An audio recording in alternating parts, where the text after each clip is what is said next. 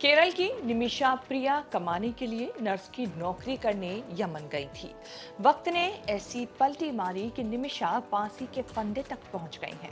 अगर कोई करिश्मा नहीं हुआ तो निमिषा प्रिया को यमन में 16 जुलाई को सजाए मौत दी जाएगी। सरकार की ओर से निमिषा को बचाने की कोशिश हो रही है, लेकिन कोई रिजल्ट नहीं आया है। संसद में भी निमिषा प्रिया की बात गूंज रही है।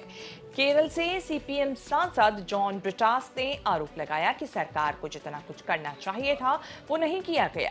यमन में गृह युद्ध का माहौल बना है। भारी राजनीतिक उथल पुथल चल रही है। यमन हुती विद्रोहियों के कब्जे में है, जिससे भारत सरकार का कोई डिप्लोमेटिक रिलेशन नहीं है। अब अचानक निमिषा को बचाने की फरियाद मनवा लेना आसान नहीं माना जा रहा है। फिलहाल निमिषा प्रिया यमन की राजधानी सना की जेल में बंद है। 16 जुलाई को लाइफ या डेथ का बेसब्री से इंतजार कर रही होगी।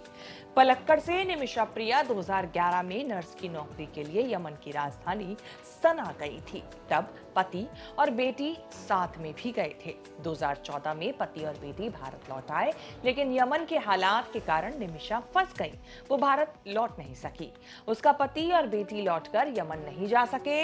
इस बीच निमिषा ने नर्स की कई नौकरियां करने के बाद सना में 2015 में क्लिनिक अपना खुद का खोल लिया। यमन में बिना लोकल बिजनेस पार्टनर बनाए कोई बिजनेस नहीं किया जा सकता। इसीलिए निमिषा प्रिया ने यमन के नागरिक तलाल मेहदी के साथ बिजनेस पार्टनरशिप की। वही गलती जानलेवा साबित हो रही है। तलाल से निमिषा की बिजनेस पार्टनरशिप कुछ अजीब दिशा में जाने लगी। तलाल ने निमिषा को पत्नी बताना शुरू कर दिया।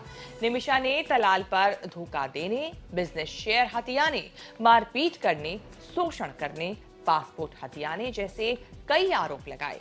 निमिषा की शिकायत पर तलाल की गिरफ्तारी हो गई, लेकिन कुछ महीनों में जेल से छूटकर तलाल फिर निमिषा के पीछे लगा। यमन पुलिस की जांच रिपोर्ट के मुताबिक 2017 में अपना पासपोर्ट वापस हासिल करने के लिए निमिषा ने तलाल को बेहोशी का इंजेक्शन लगाया। इंजेक्शन के ओवरडोज से तलाल की मौत हो गई। सबूत मिटाने, गुनाह छिपाने के लिए निमिषा ने एक और यमनी नागरिक अब्दुल हनान की मदद से तलाल की बॉडी के टुकड़े टुकड़े करके पानी के टैंक में डिस्पोज कर दिया। फिर भी निमिषा बच नहीं सकी। 2020 में निमिषा को यमन कोर्ट ने मौत की सजा सुना दी थी। निमिषा प्रिया ने कई लेवल पर रहम के लिए अपील की। 2023 में हुतियों के सुप्रीम जुडिशियल काउंसिल ने भी सजा बरकरार रखी।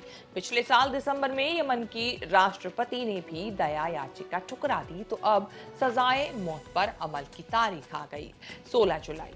फांसी की सजा से बचने के लिए यमन में एक सिस्टम काम करता है, ब्लड मनी। यमन में इसे दियात कहते हैं। सिस्टम ये है कि अगर पीड़ित परिवार मुआवजे की रकम लेकर दोषी की सजा माफ करने के लिए तैयार हो जाए तो ऐसा हो सकता है। निमिषा का परिवार ब्लड मनी से निमिषा को बचाने की कोशिश कर रहा है। यमन के हालात के कारण सरकार ने भारतीयों के जाने पर रोक लगाई हुई है। मां प्रेम कुमारी बेटी को बचाने के लिए दिल्ली कोर्ट से इजाजत लेकर यमन पहुंची। सेव निमिषा प्रिया एक्शन काउंसिल का कैंपेन चलाते हुए करीब 1 साल से लड़ाई लड़ रही है। यमन में रहकर मां ने सेव निमिषा के लिए क्राउड फंडिंग से पैसे जुटाए। तलाल के परिवार से मिलकर दियात यानी ब्लड मनी के 8.5 करोड़ ऑफर भी किए, लेकिन ये बातचीत नेगोशिएशन में शामिल वकील के कारण अटकती रही। ब्लड मनी लेकर भी परिवार निमिषा को बचाएगा या नहीं, इसकी कंफर्मेशन नहीं हो पाई है। अगर तलाल मेहदी का परिवार पैसे लेकर निमिषा को छोड़ने के लिए कहे तो ये हो सकता है। अगर परिवार नहीं माना तो सिर्फ निमिषा को भारत सरकार की कोशिशों से ही मौत से रहम मिल सकता है। शेष भारत की इस रिपोर्ट में इतना ही। उम्मीद है ये रिपोर्ट आपको पसंद आई होगी। इसे लेकर आपकी क्या राय है? आपको क्या लगता है निमिषा प्रिया को लेकर क्या कुछ बड़ा एक्शन जो है वो भारत सरकार लेगी? क्या यमन में उसे फांसी की सजा से बचा लिया जाएगा या नहीं? जो भी आपकी राय है कमेंट सेक्शन में जाके हमें अपनी बात जरूर बताएं, और अपनी बात दूसरे लोगों तक पहुंचाने के लिए भी कमेंट सेक्शन में आप अपनी बातें रख सकते हैं।